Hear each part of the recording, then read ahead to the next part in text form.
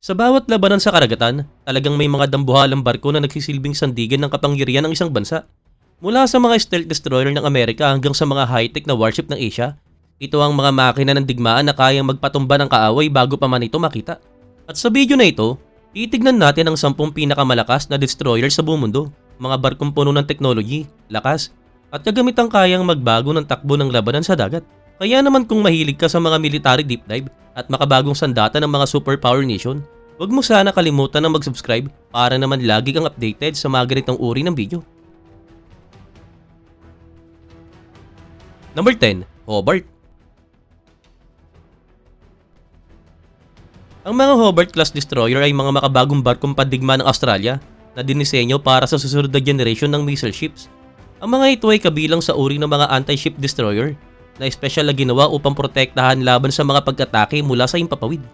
Ang unang barko sa klase na ito ay pumasok sa service noong 2017. Ang disenyo nito ay nakabatay sa Spanish F-100 project o Alvaro de Vassen class, subalit inangkop sa mga pangangailangan ng Royal Australian Navy. Mayroong itong kabuuang bigat na humigit kumulang 7,000 tons at haba na mahigit 140 meters. Binubuo ang klase ng tatlong barko, ang HMAS Hobart, HMAS Brisbane at HMAS Sydney. Ang pangunahing mission ng mga ito ay magbigay ng anti-aircraft defense para sa battle group at tumulong sa mga operasyon sa dagat at lupa. Nilagyan ng mga barko na ito ng Aegis Combat System na nagbibigay ng kakayahang sabay-sabay labanan ng maraming target. Mayroon din itong 48-cell Mk-41 vertical launcher na kayang maglungsad ng mga SM-2 at ESSM missile. Complement nito ang isang 127mm naval gun, Harpoon anti-ship missile, CIWS defense system, at MU-90 torpedo.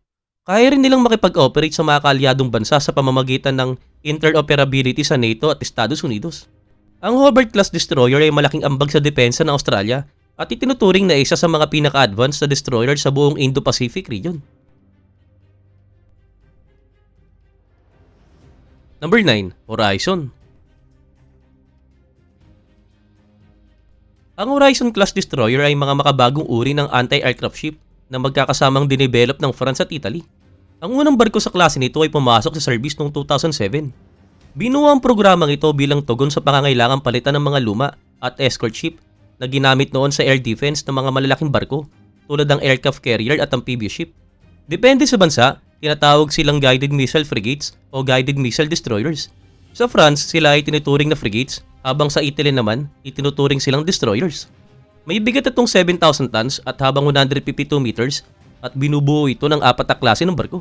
Dalawa ay Italian, ang Andrea Doria at Caio Duilio, at dalawang French naman, ang Forbin at Chevalier Paul. Ang pangunahing armas ng destroyer na ito ay mga Aster 15 at Aster 30 anti-aircraft missile na inilulunsad mula sa Silver A-50 vertical launchers. Mayroon din silang makabagong radar system, kabilang ang Empire Multifunction Radar at PAAMS, Principal Anti-Air Missile System, Battle Management System. Ang kanilang pangunahing tungkulin ay protektahan ng mga aircraft carrier, frigates at landing ship laban sa mga banta sa himpapawid.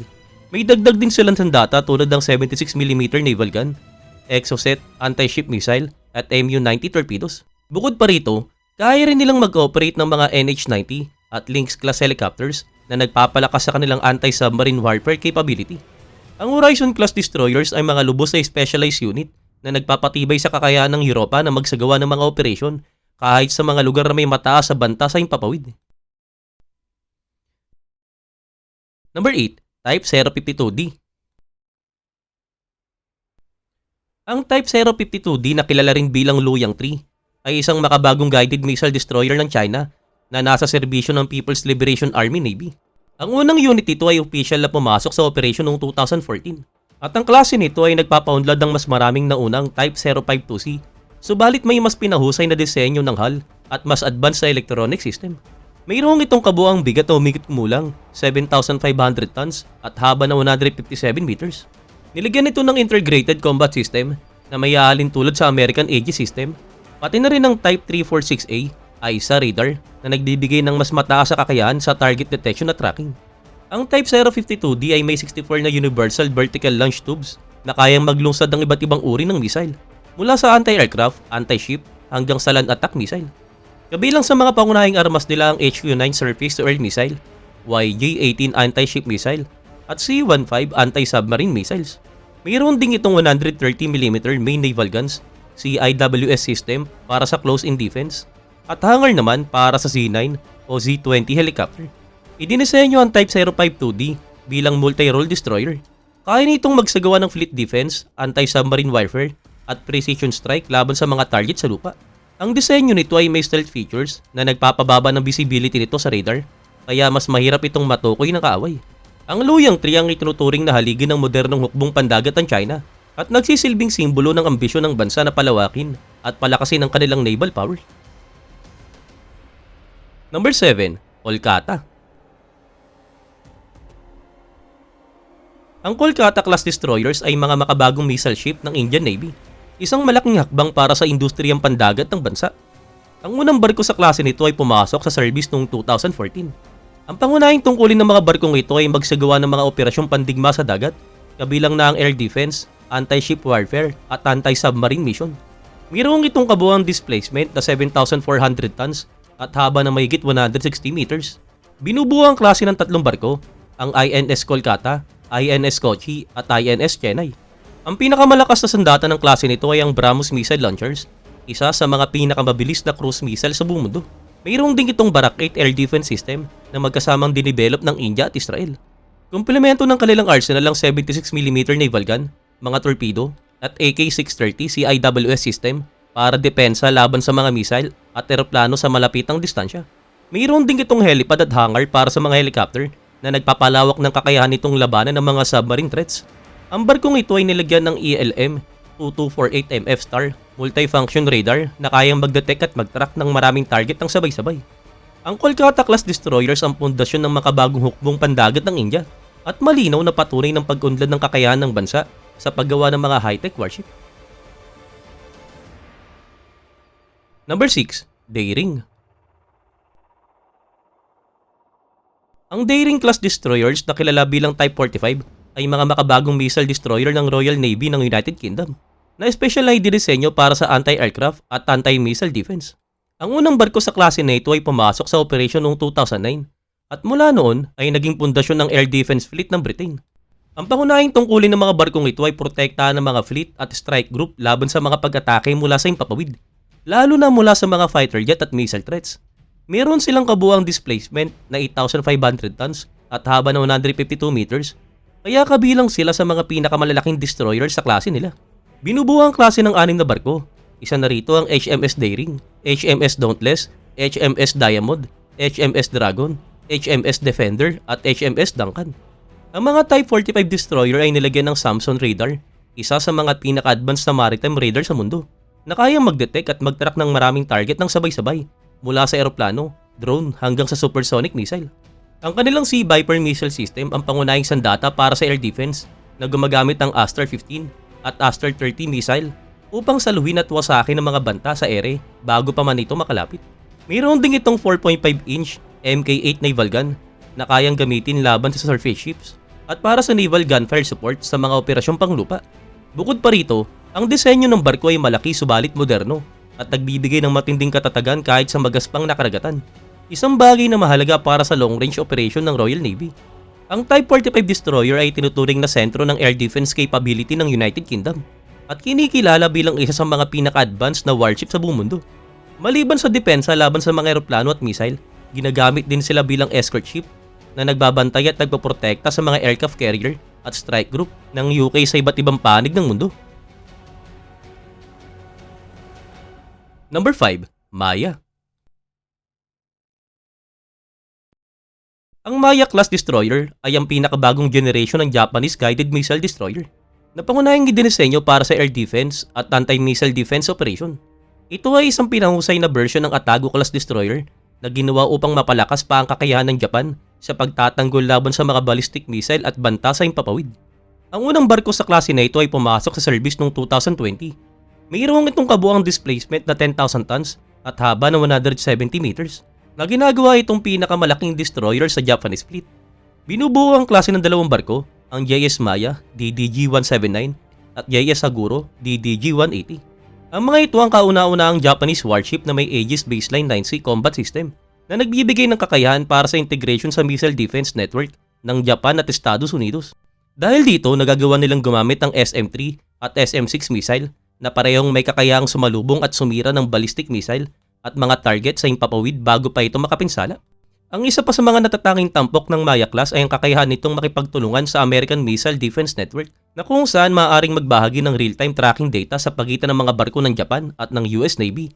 Isang kritikal na aspeto sa kolektibong depensa ng reyon. Bukod dito, armado rin ito ng Type 17 anti-ship missile, palang CIWS close-in weapon system para sa malapitan na depensa laban sa mga missile at iba pang mga naval artillery system. Mayroon din itong helicopter landing pad para sa mga operasyon sa dagat. Subalit wala itong built-in hangar kaya limitado ang kakayahan nitong magdala ng helicopter onboard sa mahabang panahon. Ginagamitan din ito ng pinaka-advanced na radar at communication system kabilang ang foreplane and spy ADB radar na nagbibigay ng mas malawak at mas eksaktong saklaw para sa surveillance at missile tracking. Ang Maya class destroyers ay mahalagang bahagi ng missile defense strategy ng Japan at may critical na papel sa security ng reyon lalo na sa harap ng lumalaking tension sa East Asia. Number 4, Sejong the Great. Ang Sejong the Great class destroyer ay kabilang sa mga pinakamalaki at pinakamalakas sa guided missile destroyer sa buong mundo.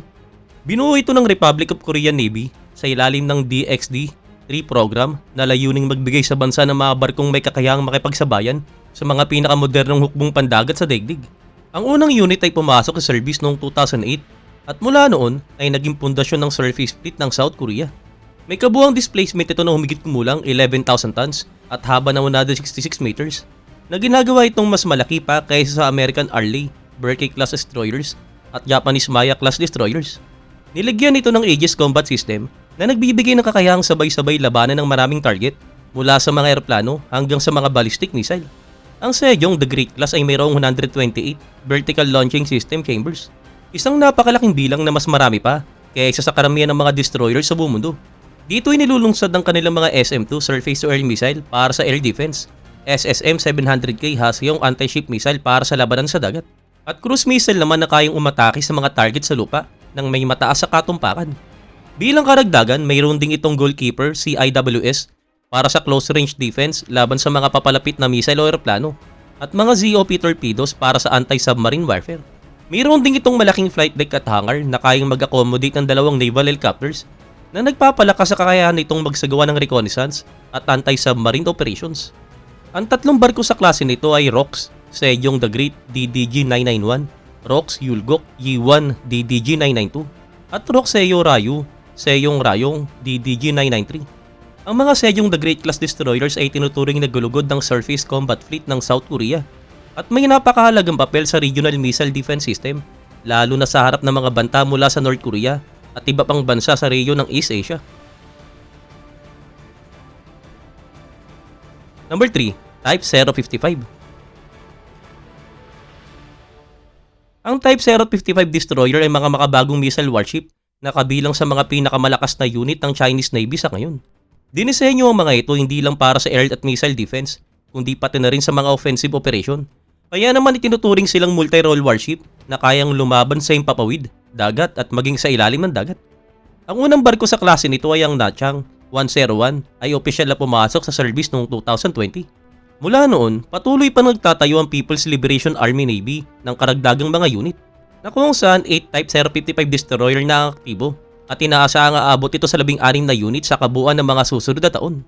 Mayroong tong kabuuang displacement na humigit kumulang 12,000 tonelada at haba na 180 meters na naglalagay dito bilang isa sa mga pinakamalalaking destroyers sa buong mundo. Nilagyan din ito ng long-range AESA radar system na kayang mag-track ng dose-dosenang target ng sabay-sabay mula sa mga eroplano at missile hanggang sa mga surface vessels. Ang Type 055 ay may mga vertical launching system na ginagamit para maglungsad ng iba't ibang klase ng missile mula sa mga vertical silos. Kabilang sa mga pangunahing armas ito, ang HQ-9B anti-aircraft missile para sa air defense, YJ-18 anti-ship missile para sa labanan sa dagat, at CJ-10 cruise missile para sa pag-atake sa mga target sa lupa. Bukod pa rito, mayroong HHQ-10 CIWS close-in weapon system din ito para sa depensa laban sa mga papalapit na missile. Ang mga anti-submarine torpedoes na kayang tumugis at sumira ng mga submarine. Mayroon din itong malawak na landing pad at hangar para sa naval helicopters na ginagamit para sa anti-submarine at reconnaissance mission. Ang disenyo ng Type 055 ay isang malaking hakbang sa modernization ng hukbong pandagat ng China at nagpapakita ng ambisyon ng bansa na palawakin ang kanilang kapangyarihan sa karagatan.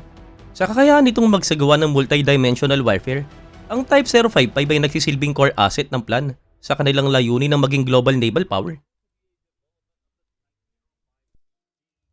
Number 2. Zumwalt.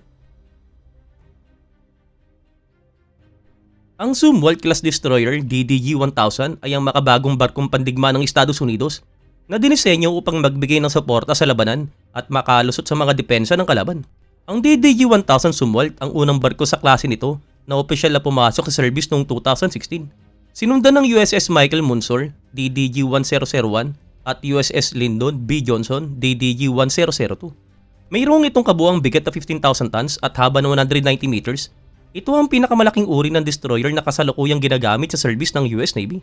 Ang isa sa mga pinakakapansin-pansing katangian ng barkong ito ay ang natatanging disenyo ng stealth hull na ginawa upang mabawasan ang posibilidad na matukoy ng radar.